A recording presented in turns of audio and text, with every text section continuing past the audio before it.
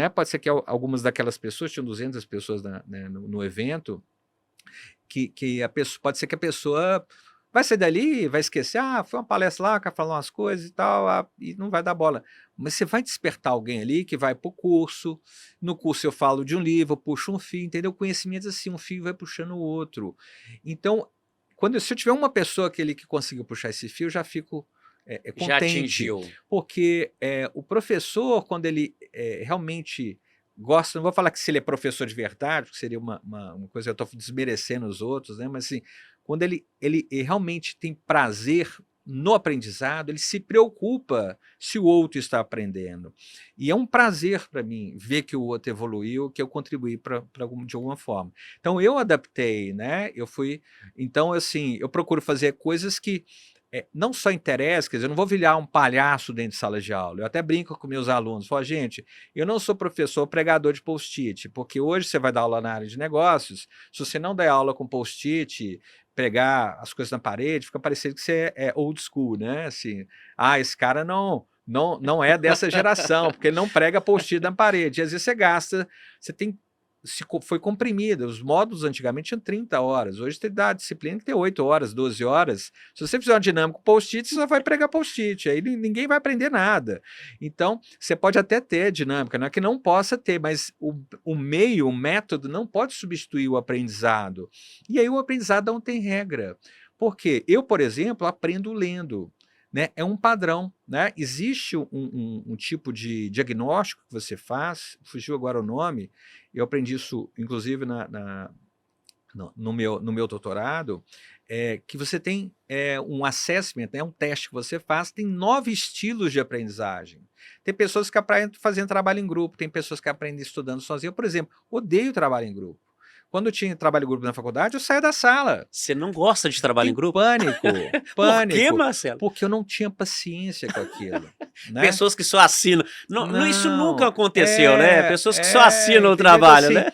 eu detestava. Então, na faculdade, quando a gente trabalha em grupo, que eu fazia, gente, tal, eu faço isso aqui, pegava e ia embora, né? Porque cada um aprende de uma forma. Eu sempre fui autodidata, então eu não tenho paciência. Então, assim, eu faço aula de mercenaria, eu faço aula particular.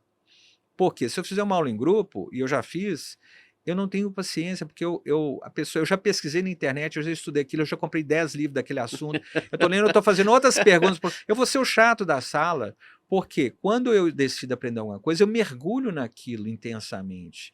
Né? E aí tem aquela pessoa que está ali que nem quer estar ali, que atrapalha, eu não tenho paciência, eu falo, gente, eu que sou estranho, então eu que tenho que achar um outro caminho. Então, o professor atento, ele vai se adaptar. Então, eu tenho que dar vídeo para meus alunos, eu passo hoje vídeo dentro de sala, eu faço jogos, eu faço competição dentro da sala, dou bombom.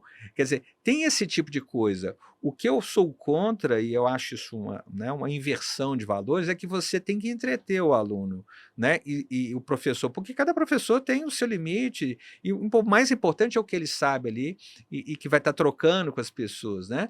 Mas eu tento me adaptar àquele público, né? Se eu estou falando com empresários, se eu estou falando com adolescentes, para também criar uma comunicação, senão não há aprendizado. Onde não há comunicação, não há aprendizado. Você falou de negociação, né? De atender o público, é um ceder também, né, Marcelo? Porque Sim. você tem que ter aquela percepção do olhar e ter que jogar ali, naquele ambiente de negócio. E também citou a questão do mergulho. Então vamos lá. Se a gente tivesse que mergulhar, pudesse escolher numa biblioteca, quais seriam os títulos essenciais que teriam que existir nessa biblioteca para a gente acessar esse lugar?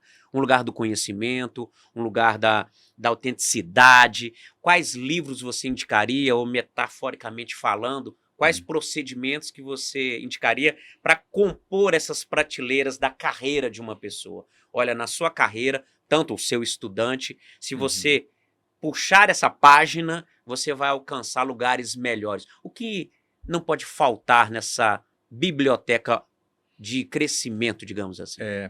Bom, eu acho que são várias bibliotecas, né, para começar.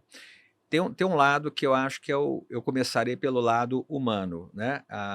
Eu falo assim, o maior investimento que você poderia fazer na sua vida é se matricular numa terapia. É a primeira coisa. Entendeu? É a terapia. Concordo plenamente com isso. Vai para terapia. Antes de comprar o livro, vai para terapia e paga psicólogo, entendeu? Porque na terapia é o único espaço que você tem.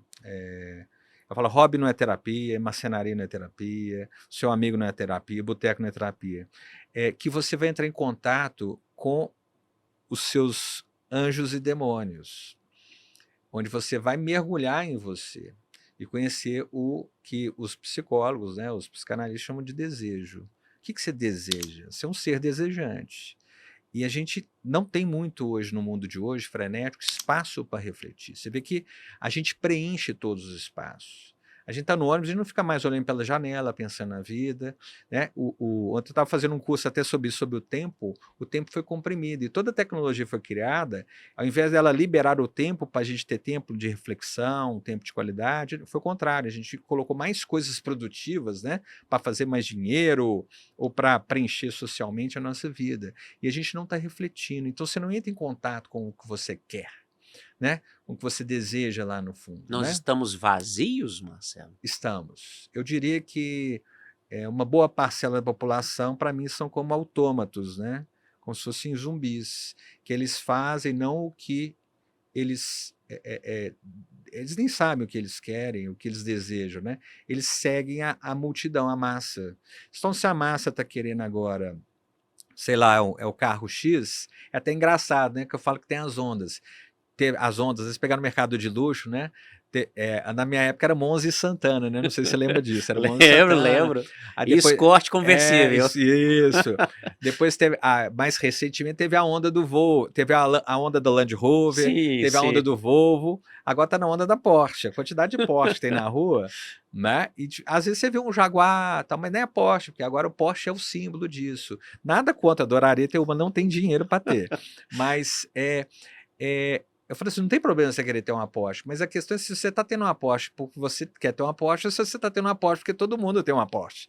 E se eu não tiver uma Porsche, eu quero mostrar que eu não sou todo mundo, né? E se meu vizinho comprar um modelo mais caro, eu vou ficar puto, porque, você entendeu? Ou seja, é uma coisa da comparação que veio com a rede social, quer dizer, eu nunca vou estar satisfeito, porque sempre alguém vai ter algo que eu não tenho.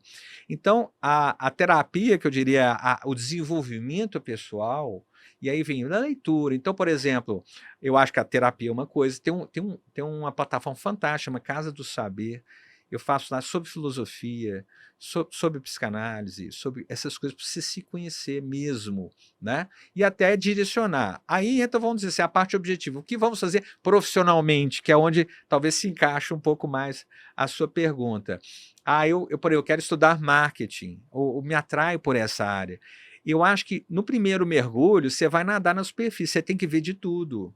Você não vai entrar a fundo ainda. Que áreas que tem dentro do marketing? Eu tenho digital, eu tenho pesquisa, eu tenho estratégia, eu tenho vendas, né? Eu tenho a comunicação, eu tenho várias coisas. Eu tenho a precificação, que é uma área pouco conhecida do marketing, né? Eu trabalho muito com ela, inclusive. E aí o quê? Depois que eu fiz esse mergulho, pode ser num podcast, pode ser um vídeo ali, aí eu vou o quê?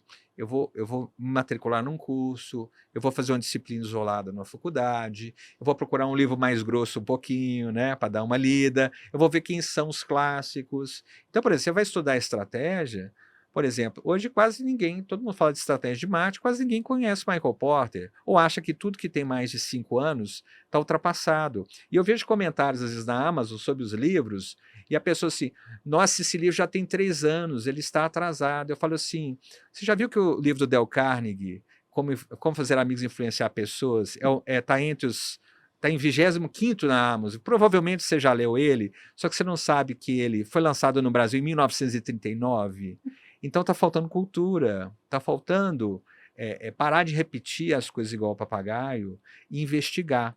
E aí você precisa fazer esse mergulho mais fundo. Então você pode ler um Dale Carnegie, que ele continua atual, né? Você pode ler, por exemplo, tem muita gente que acha que o Falcone, que da Falcone Consultores, inventou o PDCA, né? O PDCA foi inventado na década de 1920. entendeu? Então, assim, as pessoas estão falando coisas. A jornada do cliente, gente, é da década de 70. Tem lá chamava ciclo do serviço. Então, quando você vai mais fundo nas coisas, você vê, inclusive assim, que o novo tem o lugar dele, mas o novo não sai do nada. As coisas não são criadas do além. Tem uma origem, né? Não Foi tem uma origem. pensada, foi O trabalhada. próprio digital, já existia o canal. Antigamente, o que você fazia? O que você manda hoje uma mensagem, um direct em massa, ou faz um disparo de e-mail, era mala direta. Quer dizer, mudou a forma, mas o que? O princípio é o mesmo. Então, quando você entende de princípios, você se adapta rapidamente à ferramenta, né? Eu me lembro numa aula, uma aluna, eu dava aula de estratégia de vendas, e uma aluna falou: "Ô professor, você vai falar de RD Station, de CRM, disso?" Eu falei: "Gente, eu posso até falar." "Não, porque isso que você está falando aí é meio antigo." Aí eu falei: "Não." Aí eu parei a aula e falei: "Gente, deixa eu explicar para vocês uma coisa. Então, se eu der um curso de Pipe Drive, que é um CRM muito usado, você assiste um vídeo da internet e aprende. O que eu estou te ensinando aqui, não." Mas vamos lá. Aí eu enchi o quadro. Então, hoje nós vamos ter uma aula de ferramenta. Eu listei no quadro mais de 80 ferramentas que eu uso. Na empresa eu uso o Pipe Drive, nessa eu uso a RT Station, nessa eu uso o Salesforce, essa eu uso o Lead2B, essa aqui, e fui listando. Para disparo de e-mail, eu faço uso dessa. Eu uso todas essas ferramentas. Se eu fosse dar uma aula de ferramenta para vocês aqui, mas o quê? Aquela ferramenta acaba que acabou a sua profissão. Eu trabalho com marketing há 30 anos. Então, por quê? Porque eu aprendi essas coisas aí que você está achando meio chatas, entendeu? Mas é isso que você quer aprender. Se você não quiser, na minha época era pendurar banner, ou perder seu emprego daqui a 6 meses, você tem que saber a essência. A ferramenta, eu aprendo qualquer uma em meia tarde. Eu entro no site, assisto uns vídeos e aprendo, entendeu?